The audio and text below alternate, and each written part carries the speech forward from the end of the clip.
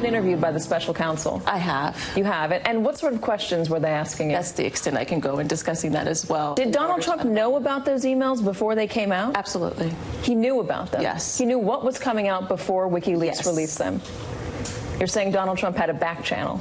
I didn't say that. You did, but I will say that I am going to expose the corruption that went on in the campaign and in the White House. I'm going to continue to blow the whistle on all of this. Well, Omarosa making the rounds, pitching a new book, and getting a lot of attention for what she's saying. The president taking note as well, as we noted, when you give a crazed, crying lowlife a break. He tweeted this morning, and give her a job at the White House. I guess it just didn't work out. Good work by General Kelly for quickly firing that dog. Well, that tweet got a lot of attention all over the place. And how does Sarah Huckabee Sanders take to the White House podium and defend this man? How does Kellyanne Conway stay silent today and not go out and at least break with the president in his calling a woman a dog? How do the senior women in the cabinet, how do the women that get a paycheck from the American taxpayers stay silent on a day like today? People trying to get away with saying that Donald Trump is terrible to women who work for him and that he's a sexist, misogynist. Why would I be standing here in front of the White House working in this building if I didn't think this man was doing great for all Americans? And by the way, if I felt that he wasn't respectful toward women, he's an excellent boss to women. She went on to say she wouldn't have obviously used those particular words. Let's bring in our panel. Steve Hilton is a former advisor to British Prime Minister David Cameron and host of The Next Revolution here on Fox News Channel. Karen Tumulty, opinion writer for The Washington Post, and Guy Benson, political editor at townhall.com. You know, Karen, a lot of people say, you're giving this too much oxygen, but it is the oxygen that the president is providing that is driving a lot of the coverage, is it not? Absolutely. I think anybody who has watched any of Omarosa's interviews, including her disastrous one yesterday with Savannah Guthrie, doesn't walk away from those interviews thinking, oh, I've got to go out and read this book. It really is the president, with his tweets, with his engagement, who I think is putting a lot of fuel on this fire. Guy, what do you think of all this? Oh, my gosh. Well, when the White House is out there and their primary defense is the president calls many different people dogs, it's maybe not the best situation for the country. It does happen to be true, at least on some level.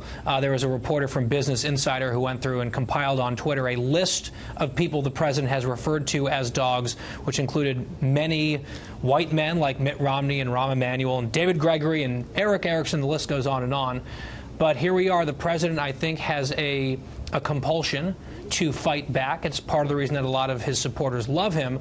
But you have to question occasionally the wisdom of the ferocity of the pushback, given the context here where he's very clearly punching down in a big way against someone who I think has limited credibility, to put it kindly. Steve.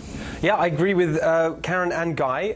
I'd add a couple of things. I think you said that she's getting a lot of attention, Brett. That's exactly right. She's getting the attention, but I don't think she's going to have any impact. I think this will turn out to be pretty inconsequential in terms of the overall scheme of things. There's just one thing I'd like to pick up on, because a lot of people in discussing this have made the point, well, why did the president hire this person in the first place?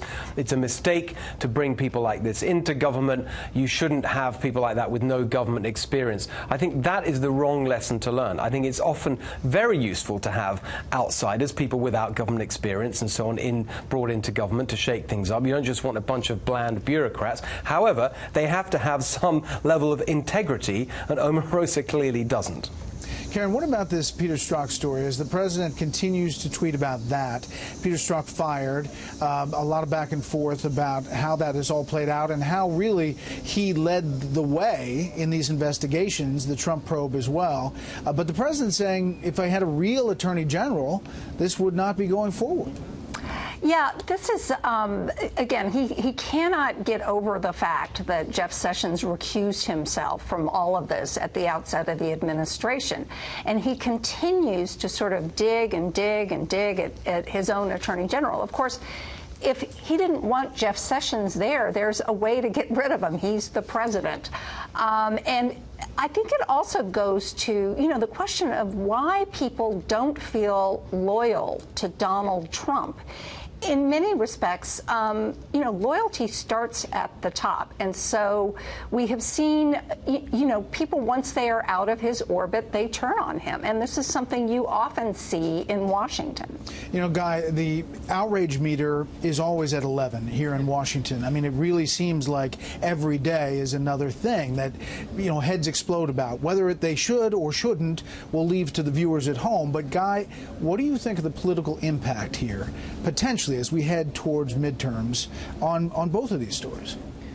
Well, I tend to agree with Steve that on Omarosa, this is a passing fascination. She's wall-to-wall on another network right now talking to anyone who will listen about all of these allegations. The one that we played at the beginning of the clip, if true, would be huge, that the president or the then-candidate Trump had advanced knowledge of WikiLeaks, possession of DNC emails, but there's not a shred of evidence to that effect thus far. And another network, in fact, got in some trouble for making that claim and had to walk it back a number of months ago, if I recall correctly.